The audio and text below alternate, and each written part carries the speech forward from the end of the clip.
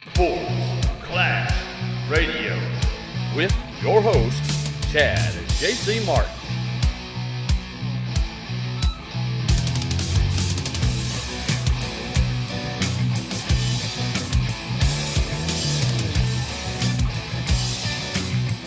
Now, before we take this thing home, I just want to ask, you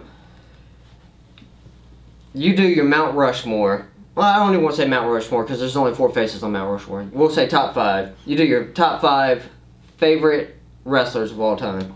Oh, jeez. That's easy. Well, Just the 5 guys that you got behind the most. It was Kerry Von Erich because I grew up in Texas with the Von Erichs. Now, are you doing these in order of 1 to 5? I'm just doing throwing out my 5 top names. 5. Okay. It was Kerry Von Erich. It was Hulk Hogan, so I was a huge Hogan mark. It was the Macho Man. And then it was The Rock and Stone Cold. Those were probably my top 5. It didn't matter what was happening. Those guys, and it's funny because all those guys defined an era, really. For me, Kerry Von Erich, Texas wrestling, that whole thing with the Freebirds coming in. And look, I'm saying those are my top 5 because those were the guys I really just love more than anybody. But there were so many other guys that I did enjoy and love as well. But those are my top 5 guys. It's a good top 5. It's, of course, it's compared to mine. It's going to be a little more old school, but that's fine. Well, mine is. There is a generation gap there. It is. Sure. So my top 5, I want to say Hulk Hogan, but I was only a fan of Hulk Hogan for so long. I felt like, and it was very early in my development. You were a Hogan fan from probably birth until 98. So maybe 9 years, but. The one guy that I remember getting behind the earliest in my life, though, was Razor Ramon. Oh, yeah. There was a Razor Ramon VHS that WWE put out forever ago, before he even left and went to WCW. Yeah. Just with his best matches. Of course, I probably watched that ladder match at WrestleMania 10 against Shawn Michaels. I would watch it, rewind it, watch it, rewind it, watch it, rewind it. And so for me, Scott Hall. He's definitely. I definitely have to throw him out there. He's one of my top 5 favorites of all time. Of course, Shawn Michaels, just because I really got to grow up with the whole DX era and all that entire part of his career. That's exactly. Or the main part of his career, rather. And of course, Shawn, people have that argument, who's the best wrestler of all time, Shawn Michaels or Ric Flair. For me, it's Shawn Michaels. So we got Scott Hall, Shawn Michaels. I liked Stone Cold. He entertained me, but I never really appreciated Stone Cold till I was much older. Yeah. But I think in the moment, watching, of course, I've got to go with The Rock. Definitely. Just because he always delivered. And I feel the same about Jericho. Now that Jericho is as old as he is, but he's still in it, but I'm as old as I am now, pushing 30, I never really appreciated Jericho while he was really doing it. But now you really like Right, but now I appreciate his genius, so I don't think it's proper to put him in that top 5. So Scott Hall, Shawn Michaels, The Rock, Triple H. After Shawn went out, I threw my hat behind Triple H because I love DX so much. So, and my best friend at the time, he loved The Rock, and they were always feuding during that period. So he loved The Rock, I loved Triple H, so that was where we got to bicker a lot. So we got Scott Hall, Shawn Michaels, The Rock, Triple H, and I got to throw in CM Punk. Yeah, because I'm a big CM Punk fan. From 2004, I would say, up through when he just finally decided to hang him up, man. CM Punk was my guy. That is true. You were all about CM Punk. So when you see the difference in the 5 that I have, the 5 that you have, and that's not to say that we're hating on any other wrestlers or nobody. We're saying those are the 5 guys for us personally. Right. This is just personal preference that we got behind. Exactly. So who's the 5 guys for you guys? I mean, who's your when you think about who shaped your wrestling, your love for wrestling, and why you watch it, and the guys that stood out? People who are my age, you're going to have different guys. For some guys, it was Ric Flair. Some of those guys, Dusty Rhodes, and Tully Blanchard. And that's what I love about talking to older fans of pro wrestling, especially people that were, maybe already adults in the 70s and 80s that were around for the territories. Because depending on where they're from, they really got behind different guys. I've talked to people who said that one of their favorites ever was Harley Race, but then we live in the Memphis area, So you got people down here who constantly talk about Jerry Lawler and Bill Dundee. Oh, that's true. So, I mean, a lot of it's going to be depending on where you're from and what time you were raised in, and all of that. Because I didn't know anything about Jerry Lawler until I moved here in 88, 87. And then you got here, and he's the hottest thing walking. Yeah, and you're going, I don't know anything. Oh, we got to go to the Coliseum on Monday nights. I'm like, what's a Coliseum and why Monday night? I mean, I don't understand that. I don't know what you're talking about. I've got other things that I watch and do on that night. So, yeah, but it's a different thing. Like when I grew up in Texas and came here, and people are talking to me about Lawler and these guys, I'm like, well, I grew up with the Von Erichs. And the Freebirds. Chris Adams, Gino Hernandez, Bruiser Brody, and a lot of those old school guys. And people who grew up with, Brickhouse Brown, even ended up wrestling with Brickhouse Brown for several times. Many times. It's weird when people that you grew up watching and idolizing and cheering for and rooting against have your phone number and you're talking on the phone. It's kind of weird. It's kind of strange. And that's what I loved about my childhood. Because, I mean, if you guys haven't pieced it together, he wrestled for 17 years. So I got to grow up traveling around to different places in the South with my dad, watching him perform. And I always loved going into the back and just meeting guys. Of course, his first match, Dad kept me very stupid to the business. I was still stupid to the business. And so he never let me in on the showmanship of it and whatnot. And so I thought he's going out there to legitimately fight this guy. And so when he lost, man, Dad wanted me to meet his opponent, and I wanted nothing to do with it. No, I did. He was kind of devastated. There was just hatred flowing through my veins for that. You didn't get smartened up for a while either. Right. Until that, because there was no internet. That was the beautiful thing about wrestling back in that time was there was no internet to spoil everything, and everybody wasn't smart to the business and knew everything about the business or think they know everything about the business because they still don't. But people who either thought wrestling was fake or wrestling was real, and neither side understood wrestling at all unless you were in the business. You didn't really pay attention to how much your body took a beating and the abuse that your body goes through wrestling all the time. My first 3 or 4 years, I was wrestling 200 nights a year. I wrestled a lot my first few years. Slowed down considerably after that. But, I mean, I wrestled a ton. I wrestled 4 or 5 times a week. Right. 2 or 3 matches a day sometimes. It was nuts. But, through you doing that, I got to meet guys like Doug Gilbert. I got to meet Coco Beware. Yep. I met Kamala. Yep. Of course, I met Lawler and Bill Dundee. Exactly. Brickhouse Brown, of course, I met him, worked with him several times. And it's just amazing to watch. It's one thing to watch these guys and admire these guys for what they're doing, as a fan. But then when you actually get to go out there and meet them, and some of them are so nice, even though the heyday of their career is over. Yeah. But then you got guys who still think they're in their heyday, even though they're 50, 60 years old, and they're borderline delusional, which is hilarious and heartbreaking simultaneously. It is when you see it. Like I worked, one of the last shows that Junkyard Dog did, I worked on down in a small town in Mississippi. And that guy was as nice as could be. I had so much fun on that show. And he didn't treat you like you were any different than anything else. Sometimes you get starstruck because I remember Saturday morning cartoons when WWF had their Wrestling Superstars cartoon and all these guys. And I remember watching JYD on the WWF's big shows and WrestleManias and all the big events. So when I got to work a show with him, I was like, oh my God. This is so awesome. It's Junkyard Dog. That's the dog. Buddy of mine was like, dude, that's Junkyard Dog. I'm like, I know. That is so cool. I'm on a show with Junkyard Dog. I mean, this is awesome. Right. But you really appreciate doing those things and being there can be surreal. And then 2 weeks later, you got killed in a car wreck. Right. Which is so sad.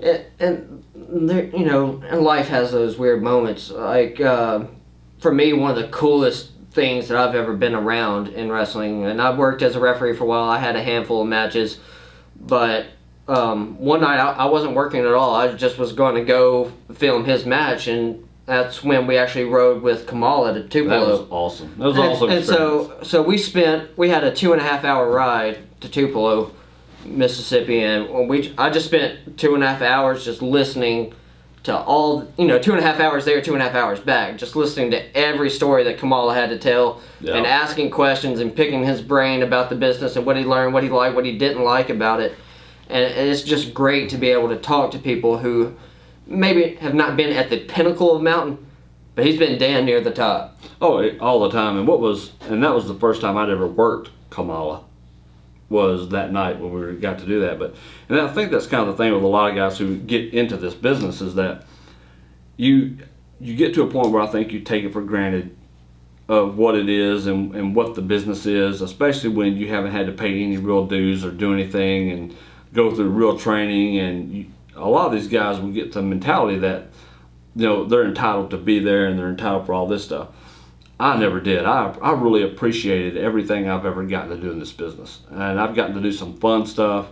Wrestling Kamala was one of my favorite things to do. And he's, well past his career. Right. That was only a few years before he really started having his diabetes problems and things like that. But at the same time, he's still Kamala, still drawing money and getting paid good money and being, going back and being called on to go places and travel and work. And then the way he treated me was just fantastic. Right. Just $1 million, so nice. Wonderful human being. Oh, he was. I got to go in there and have a match with Kamala where I didn't get squashed and just destroy the entire match. Like when you wrestled Mabel, aka Viscera, for all you people out there, Big Daddy V. And that was the scariest time of my life. I'll be honest with you, I was terrified for my life, because I don't know if any of you guys will ever watch this video who were there that night, but I'll tell this story real quick. And I go out, I was only 185 pounds. So my hair was almost down to my ass. So I looked like a toothpick with hair. Really as well. I looked like a mop. I was really a mop. A slightly shorter toothpick version of Kevin Nash. Yes, you can imagine exactly. that. Dressed in black leather, because I had the Kevin Nash infatuation back then. Well, everyone already said you looked like him because he was the hottest thing in wrestling at the time. Yeah, I maybe looked like his left leg. That's about the size I was of Kevin Nash. But I was out there, and they're not telling me who my opponent is. And I know something's up because I'm not stupid. Right. But I go out, but I'm still so green to it. It's my first year in the business. So they sent you out there not only not knowing your opponent, but you don't know your start or your finish. No, what they're saying, kid, just listen. All you got to do is he'll be out there, just listen to him. It's going to be fine. It's going to be taken care of. And I'm like, okay. Okay. Yes, sir. I'm like, crap. And I got all my friends are out there in the front row. And the ring we were on was one of those old school rings. It was a 20 by 20. So you got the full size. But let me tell you, it wasn't like some of these other wrestling rings where this thing had 2 by 20s in it. So you've got 2 by 20s. These are planks. There's a thin layer of carpet like in your house. Not the thick plush carpet or anything like that. The really thin carpet. That's over it. Then you have the tarp that's over the top of that. That's it. There's no padding. There's no pro padding. There's no anything on that thing. And you're talking about painful. That ring was painful because we tried to train in it a few times. It was awful. Well, the music started playing, and I knew as soon as that music hit, I was about to die. Because I knew whose music it was. He had just come out of WWF, with Men on a Mission. And Mabel popped up over there, and he was still being billed as Mabel. And I remember I don't even know how accurate it was, his size, but I know the numbers. They billed him as 564 pounds, 6'10". That sounds accurate. And that number has stuck in my head ever since that night. That big sucker came to the ring, and he just kept getting big. It's like a house walking towards you is what it was. And I kept thinking, oh my God, I'm going to die. I don't know if I really want to do this anymore. But you can't leave. You can't be a coward because all your family and friends are out there. You can't do that. And you look out there, and they have the same oh shit look on their face as you have to have on your face. You're trying to be cool, but you're not being cool at all because you're trying not to die. And you're just thinking, I'm about to die because this big son of a bitch is about to come in here, and this is going to be it. I mean, he was only like 4 of you. Oh my God, it was. And the referee said, all right, you okay? I'm like, oh yeah, I'm good. Yeah, I was trying to play it off. My voice was probably shivering. It wasn't probably near as cool as I thought it was. So we get in there. We're going to try to lock up. I don't know what the point of that was. Because as soon as I did, he just throws me all the way across the ring. I didn't have to take my own bump because... He gave it to you. It was like, oh. And I was like, oh crap. I'll never forget it. I want you to... He locks up and he's beating the crap out. He hits me and I just drop. Because I'm selling my ass off. There's no way I'm going to undersell this. Right. I'm going to oversell if nothing else. But just because of the size difference. I was smart enough to know that. You know, I knew what my job was. He picks me up and he said, all right, sunset flip and then move out of the way. I'm going to splash you, move out of the way. I'm like, no shit, you don't have to tell me. I'm gone. That's not happening. I'm out of here. So he shoots me into the ropes. I leap over him for the sunset flip because he bends down like he's going to back body drop me. I jump over like it's like sunset flipping the earth, because when you're going over the top, it's just like his ass kept expanding out. The horizon of his ass was just huge. I mean, he just kept going and going and going. I'm like, oh my God. And I grab it, it throws me back under him. And I'm like, ooh, and then it's just like an eclipse. I mean, it went from that part to the eclipse. I just remember him jumping up, and as soon as I don't know if he left his feet yet, but once he left his feet, I was gone. Boom! He hit the mat, and I started putting the boots to him. That's like trying to, put the boots to a mountain. It was no effect at all. He gets up, belly to belly suplex, all the air goes out of my body because I hit that stiff ass ring. And you had a 600-pound man land on you. Yeah, so I'm just sitting there, and the ref's like, are you okay? Are you okay? And I didn't even answer. I was happy I was alive, and I knew I was fine. I was mentally checking all the parts of my body to be sure that I could still function. And so I was like, oh my God. He's like, are you alive? And I wasn't answering. I just wouldn't even answer. That became my first night where I was just going to work everybody. Right. So where I wasn't going to just not work. I worked everybody. So I was just happy to be alive. And they pulled me. They got security over there to help me out of the ring, and I was just limp. And I just kind of snuck a peek, and my friends were like, "Oh my God," and all that. It's like, "Oh geez, this is crazy." I got to the back, and there was we had separate dressing rooms. We didn't have the same dressing rooms. We had separate dressing rooms. Yeah, the heels had their room. Faces had their other. Yeah. So I got back there and I was like, oh my God. There was like, oh, good job, kid. That was great. I'm like, okay, bastards. And I was flipping everybody off and going nuts for them doing that to me instead of telling me. I wrestled him almost a year later, and he remembered that match. I didn't get to talk to him that night at all. I didn't even get to speak to him. He was gone, I was gone. We didn't get to speak. A year later, we wrestled again up in Memphis, and he remembered me. I don't know how I remember. He remembered, beat up too many skinny white moms. It was probably because you're one of the few people that just listened all the way through. Yeah, I don't know. But he said, all right, I want to work you, but this time, he remembered even what we did. This is a year later, and he remembered what we did. He said, "Look, I think that shows the dedication to the business." I think so too. And he said, "I want you to get on me." He said, "Last time I know you were a little nervous, you're a little green, but I want you to get on me. I want you to get on me and just hit me with everything. Every time I do something and you move or you're out of the way, lay into me. That's how I learned how to work a big guy." And after that first time, maybe I wasn't scared anymore because I knew it wasn't going to hurt me. That first time I was terrified, but after I survived that, I wasn't scared after that. So the next time we worked that night, Mabel does a spin wheel kick. He threw that big size 54 shoe up there, and I popped it with my hand, and it just echoed throughout the building. There's like 400 or 500 people in there, and people were like, "Oh!" You could just hear it, and I just laid out and died. That was it. I didn't move after that. So I laid out there, and they counted me out, and I didn't even answer the refs. I just let them take me out. I didn't even say nothing. There's all crap, so they got me, they pulled me back there, and I had my feet were dragging along the floor because I wouldn't even lift them up to walk. And they drugged me out of the thing. And Reggie B. Fine had been watching over there. And as soon as I cleared the door, and boom, I came up, he's like, "Storm, are you dead?" Because that was my ring name, was Storm. He's like, "Oh my God, brother, I thought he killed you. You better go say something to him. He thinks you dead right now." So I walked into the room, and Mabel's eyes just lit up. He was like, "Oh, you alright?" I was like, yeah, I'm fine. I was like, "Yeah, I'm fine, I'm good." He's like, "Dude, I've never been hugged by a 564-pound black man before." I did that night. You don't really say no, I don't guess. So he hugged me and stuff. He was like, "Man," he said, "I thought I hurt you. I felt that thud." I said, "Yeah, I just slapped you there." He said, "Well, I heard it smack. I didn't know if I smacked your face." I said, "Yeah." I said, "As soon as you hit me, I just knew I had to lay out, and that was it." He said, "Dude, I appreciate it. Thank you so much." He said, "Thank you so much for doing that for me." I was the one who was in there with the WWF Superstar, right. So I mean, I was the one that I thought was honored. You're the one getting the rub. Yeah, he said, "So anytime, anywhere, whatever you need, I'll be there for you," which I thought was cool. I never actually got to work with him again and stuff, which I hate that, but great guy. That's my story for that. Especially now that he's passed away. Yeah, I know, and it was so sad to hear that, but I mean, lots of little stories and cool things like that when you meet people like that, and it's interesting. It was just things like that made growing up in our household. You know, it was different. It's different than a traditional household, but at the same time, I had bedtime stories that very few kids across the country or the world, for that matter, are gonna have. That is true. You definitely did. You slept with my first title for weeks. Right. Like, literally, he woke me. I was already asleep in bed. He came home from being off the road. He woke me up. He was like, hey, look what I got. And it was like a United States title or something like that. Their U.S. title, whatever it was.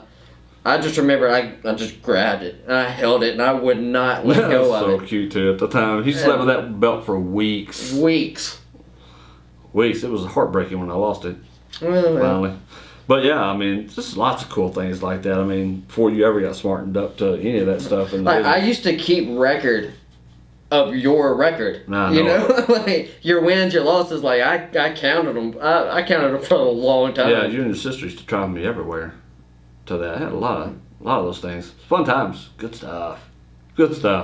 But you pay a price though later on in life because it's so painful. And that's kind of what I was referencing earlier about people don't really understand really what the business is unless you've truly been in the business. Because now my knees are shot, back is shot, elbows are shot. You know, elbows are bad. It's just. And you know what a lot of people also don't understand is that not only does it break down your body like that, but it wears you out emotionally, physically, psychologically, in so many ways. And you know, for these guys who are gone on the road 200-300 days a year that actually have families, I mean that stuff can take a toll on a family. Well, I haven't wrestled in almost 4 years now. I think it's been almost 4 or 3 years, something like that. I can't remember now, but for a while there, I didn't want to see it. I haven't been back to a show. Haven't really cared to. But I've just now recently you still get offers for shows. Yeah, I still do. Yeah, people still want to see me wrestle. I don't know why, because I have to be on a walker or something like that. I couldn't look around that ring. That'd be awful to even see. They just bring you to the ring in a hearse already. But I do appreciate the fact that they remember that and do that stuff. But you know, I'm just now getting my love back for it in these past couple of years. I've really started getting my passion back for watching wrestling again and really appreciating a lot of what's going on with the WWE. And things like that. I really have enjoyed doing that and being able to sit down and watch it and enjoy it for the entertainment and why I actually loved wrestling to begin with. So it's been fun rediscovering that passion for it because when you're in the business, you kind of lose a little bit of that, becoming jaded with it. So many people are in it for themselves and they all think they're superstars. Even indie guys think they're just studs and superstars and all that crap. And, you know, the very few are. But I will say this, the indies are a great place. You will find a lot of your guys. Your legends of tomorrow will be some of these indie guys who have a passion for it, who are just trying to get in. And it's the guys who have passion and a desire to do it that end up in Ring of Honor and places like that. Those are indie guys who go out there to try to do that and get into those positions. The indie serves a purpose. It's the 95% of those guys who don't take it seriously that ruin it for the rest of the guys, I think. And if you want to know why the indies don't draw, it's because of that reason. When you got guys who are just dressed in their regular street clothes, they're not putting forth any effort, they don't weigh 150 pounds, and they're heavyweight champions and things like that. It takes a lot of realism. If you go to your typical run-of-the-mill indie show, you know how people talk about Kevin Owens doesn't have like wrestling gear. He's got what you will see every indie guy. Yeah. Except the difference is that Kevin Owens stuff is all branded as Kevin Owens or Kevin Steen when he was in Ring of Honor. But these indie guys, they're wearing like Walmart swim trunks and a Walmart t-shirt with the sleeves cut off of it. Yeah. So, I mean, it's a big difference, really, between settling for something and packaging yourself as something, too. So, big difference. But anyway, that was it.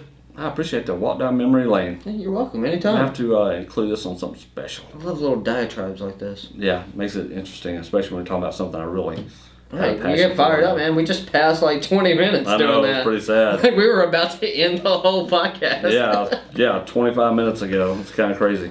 But anyway, guys, appreciate you joining in, staying for a while, talking with us. See you guys soon. He's Chad. I'm JC. We're out.